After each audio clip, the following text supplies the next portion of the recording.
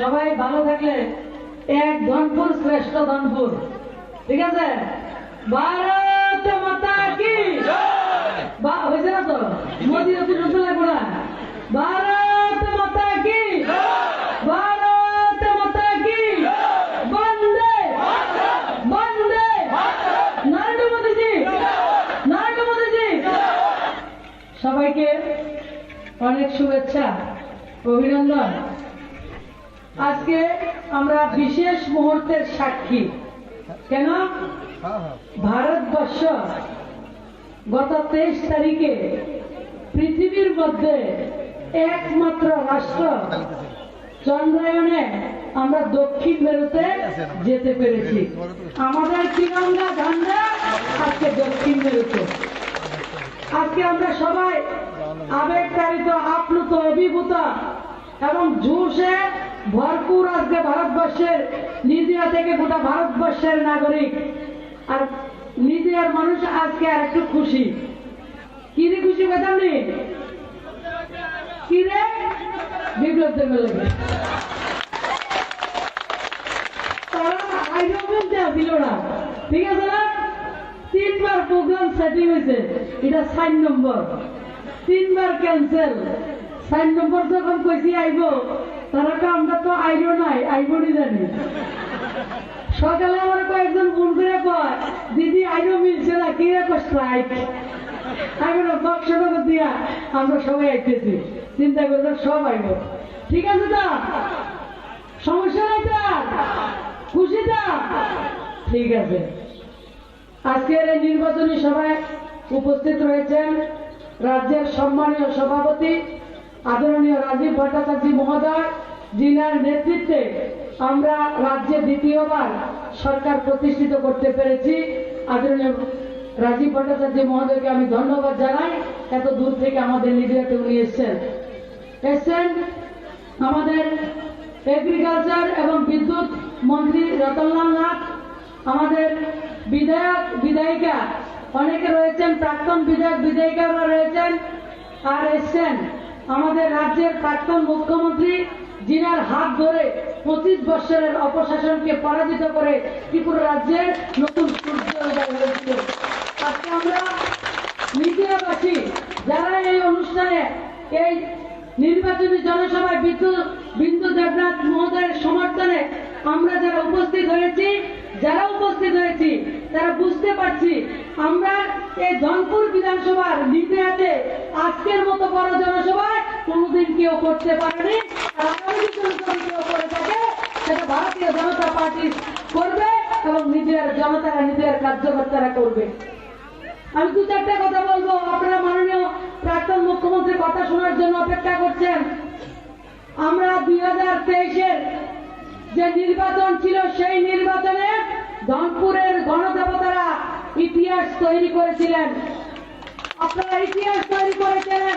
শুধু নিজিয়া নয়, ধনপুর নয়, ধনপুর থেকে দিল্লি পর্যন্ত ধনপুরের যে জিত হয়েছে তার লাড্ডু বিতরণ এবং তার যশন, তার উৎসাহ, উদ্দীপনা, বিজয় মিছিল দিল্লি পর্যন্ত শোনা গেছে। আজকে ধনপুরের নাগরিকদের কাছে যারা এসে ভুলে ভালে আইতে আসি, আইয়া করতেছি ডরে কিছু এদিক সেদিক হয়েছে, বিভ্রান্ত হয়েছেন, তারা লাগে তাড়াতাড়ি আর একটা সুযোগ হয়েছে। 6 মাসের মধ্যে একটা সুযোগ পাইছেন। আবার বিজেপিকে ভোট দিয়ে ভারতীয় জনতা পার্টির প্রার্থী বিন্দু দেবনাথকে ধনপুরের রেকর্ড মার্জিনে জয়ী করে আমরা আরেকটা ইতিহাস তৈরি করব। আমি দায়িত্ব নিয়ে বলছি, আগামী লোকসভা নির্বাচনের আগে ধনপুর বিধানসভাতে যেটা বিল্লালরা বলেছেন, সোনামুড়াকে কংগ্রেস মুক্ত, আমরা দায়িত্ব নিয়ে বলছি আগামী লোকসভাতে ধনপুর বিধানসভা সিপিএম মুক্ত একবারে করে দেব। কেন? দেখেন কত মিশা কথা কয়। এবার নির্বাচনে জিতটা তারা বিধানসভার মধ্যে আমরা লাগে বলে লড়াই করবো, আমরা লাগে লড়াই করবো। তো গত 35-40 বছর কি অবস্থা তারা সবচাইতে দুরবস্থা নিতে রাস্তাঘাট নাই। আমি গত নির্বাচনে অনেকের বাড়িতে গেছি, এবারও যাইতেছি। যাওয়ার সময় আপনার কাছে ভোট চাইতে যাবো এমন কথা বলে যাইতাম, গিয়ে সেটা তার সঙ্গে ঝগড়া করতাম। আমি কিন্তু আইসি ভোট চাইতাম, কিন্তু আইয়া বলতেছি আপনারা কি নিয়ে এত বছর মানুষ সরকারের ভোট দিচ্ছেন যে বাড়ির মধ্যে রাস্তা পর্যন্ত নাই। 25টা বছর একটা মানুষকে আপনারা ভোট করছেন, না ঘর আছে, না রাস্তা আছে, না জল আছে, না রেশন কার্ড আছে। সর্বোপরি আমরা বাইরে বাইরে লড়াই, স্বামী স্ত্রী লড়াই, সিপিএম কংগ্রেসের লড়াই, পাড়া পাড়া লড়াই, এই ছিল ইতিহাস। দুই এক ভাই কংগ্রেস করে, এক ভাই সিপিএম করে, মা মারা গেলে শ্রাদ্ধ 2 মিনিট।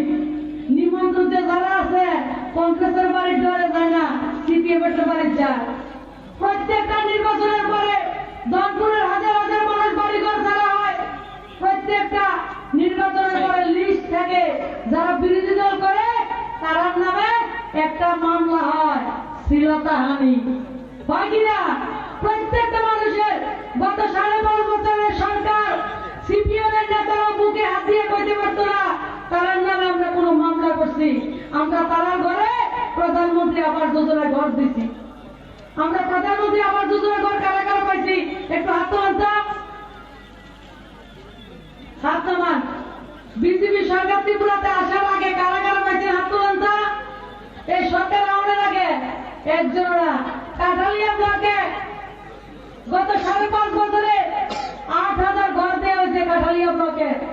আর আমাদের দনপুর বিধানসভা আরেকটা ব্লক আছে মনমুখ, 3,508টা ঘর দেওয়া হয়েছে। আর আমরা কংগ্রেস দেখছি না, সিপিএম দেখছি না, বিজেপি দেখছি না, একটাই মন্ত্র, মোদী মন্ত্র, সবকা সাথ সবকা বিকাশ। 5 কেজি করে চাল কারা কারা পান? হাত তোলেন। সবাই মোটামুটি 5 কেজি করে চাল পায়। সিপিএম এর নেতারা কি দাবা জানেন?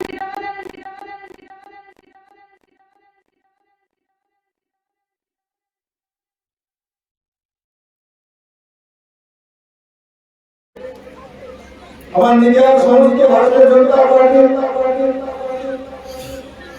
মহিলা মোর্চা, যুব মোর্চা, কৃষক মোর্চা, শক্তি মোর্চা, আইসিটি মোর্চা और विशेषकर भारतीय जनता पार्टी समस्त